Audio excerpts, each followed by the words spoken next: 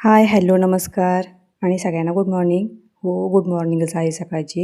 8:30 वाजलेत का पण तुम्हाला हे ऊन बघून वाटन की दुपार झाली नाही. सकाळचे 8:30 वाजलेत पण ऊनच इतकं वाढलं आहे आता. आणि हा बघा मस्तपैकी झाडाखाली झोपला आहे. आणि मला जायचं आहे आता कांदे भरायला आरणीत. पण अजून कपडे धुवायचे राहिलेत. पण ना त्या वेलाला इतकी गोसाळी आणि कारली आहेत बघा, ती तेवढे तोडून घेऊ म्हणलं आणि मग बाकीची कामं करू. कारण ना रस्त्याने येणारे जाणारे ना खूप घेऊन जातात ते तोडून, राहतच नाहीत.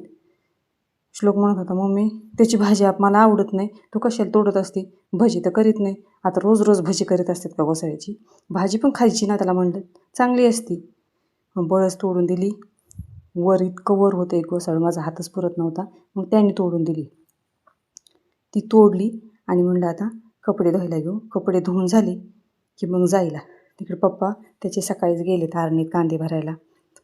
म्हणलं ती बसत्यान खवळत की अजून येईना. 9:30 वाजलेत. गाई बांधली झाडाखाली. आता ना निघायचं आहे मला पण आवरून. आता जेवण वगैरे काय करणार नाही. म्हणलं कांदे काल मी काही 7-8 पिशव्या भरल्या होत्या, अजून 7-8 भरायच्या होत्या. मग म्हणलं आल्यावर जेवता येईल. चला तर मग